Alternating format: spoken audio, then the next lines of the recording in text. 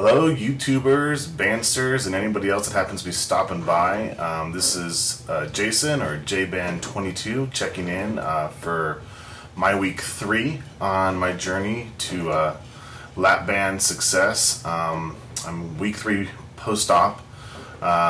Just gonna update you on a couple of my numbers before I get into some big news that's happened in our family this week. As you can see, I posted on my YouTube page that I'm down to 318.4. I started at 330 a few weeks ago. So I've lost about 12 pounds in the post-op process, which I'm pretty happy with. Wanted to make sure I lost a little bit of weight so that, like I said, when I met with the surgeon, they didn't ask me to lose any more. So down 12 so far. Just kind of watching what I eat, trying to eat the 5 small meals a day, protein shakes in the morning, that type of deal. So, haven't taken many measurements. They take my measurements at the facility, and I don't recall what those are, and I don't have those in front of me, and I haven't really updated those either, but I will as I get closer to the surgery. Had a couple more appointments this week. Big one was I had the sleep study that was done 2 nights ago. Didn't get much sleep that night. It was a pretty uncomfortable bed, having all the wires hooked up to you. I do have sleep apnea, was diagnosed with it. So for the second half of the night, I had to wear the CPAP machine, and I'm waiting for the results of that to come back to see if I have to do a second sleep study, which I've heard a lot of the times you do. So I'm still waiting for the results of that sleep study to come back. I also had a meeting with the psychologist last Friday, and that went good. That was my first meeting with a psychologist of any kind. And dug into family past, all that type of stuff, trying to hit home on why the overeating and how I got to this point. So that was really good, though. A lot of good issues and everything came out, so that was I really enjoyed that meeting. I have one more set up for next week with the nurse practitioner on Monday, and then barring a second sleep study, that is the last I have of my appointments. And then I meet with the surgeon, and then hopefully schedule the surgery. So looking possibly late August, early September for a surgery date. Is keep my fingers crossed, what I'm hoping for. So the big news in our family this week was yesterday my wife got banded. She had her surgery yesterday. It went fantastic. What I was going to do today was I took somewhat dubious notes during the process to hopefully fill some of you in that maybe have not been through the process as of yet. And I'll go through that today on today's video log. But she's doing great, a little sore, got some gas buildup from the actual surgery, but not the wounds and all that stuff are not that sore at all. It's mainly just gas pains. She was up a few times last night. But she's doing good, she's home. She came home yesterday, and we got home about 5 o'clock after checking in about 9 a.m. in the morning, so it was a long day, but she is one of the banded now. So, congrats, baby. I love you. It's going to be a great process. I can't wait to join you and start sharing this new life together. So, I'm going to run you down the schedule of how it kind of looked yesterday, so that maybe it'll give you a little bit better idea of what to expect when you guys get banded. So, we checked in about 9 a.m., 9:15. That took 2 seconds, filled out some paperwork, and soon after they came down and got us and brought us up to about 9:30. So we didn't have that long of a wait before they came and got us. They took us to the short stay ward. Like I said, we got there about 9:30.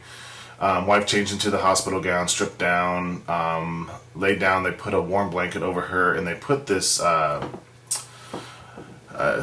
it would look like a tubing, like almost a what you would see in the pool, a pool raft thing almost, but a lot lighter, and they hooked it up to what looked like a shop vac that blew warm air through the tube to kind of keep her warm. So it was a pretty cool little contraption, and she wanted to take it home with her, but the nurses weren't having any of it. But it was kind of cool. But anyway, they put that over her with a warm blanket to kind of keep her warm throughout the process until surgery time. They had a urinalysis because she was female. They said that they checked for, or anyone under the age of 40, I think 40 or 50, they checked for pregnancy. She was not pregnant, but they did a urine test, like I said, to check for that. And then they gave me directions on where to be, where the surgeon was going to meet up with me to tell me how the surgery went, where the waiting room was and all that. And they actually gave a pager to me that looked a lot like the pages that you would get at a nicer restaurant or a restaurant when it's your turn to be seated, that buzzes. So they gave me one of those. It never went off by the time the surgeon came and saw me, so I don't know what I kind of just held it the whole time, but no one ever paged it. I just happened to run into the surgeon in the hall and we chatted then. So took her blood pressure, vitals at about 10:10 a.m. So we'd been there about 40 minutes. They took all of her vitals, took her temperature, blood pressure, all that type of stuff. They gave her a Lovenox shot and a shot of heparin, both to prevent blood clots. I think they said that they give them to everybody, but my wife has had a history of blood clots from previous surgery. She had a knee surgery, and so they definitely were going to give it to her anyway. We started an IV, which was a little bit of a process. My wife has very deep veins in her hands and arms, and so they had to stick her a couple times before they finally got one going. But they got an IV going about 11 o'clock, so we've been there now about an hour and a half. The surgeon came down and met with her for 30 seconds and just said, hey, we're going to be, operating about an hour, about noon. Here's what to expect. I'll come down or they'll come down and bring you up, and that'll be that. So but like I said, that was answered any questions my wife had, which she didn't really have any, and so that was all the surgeon really did.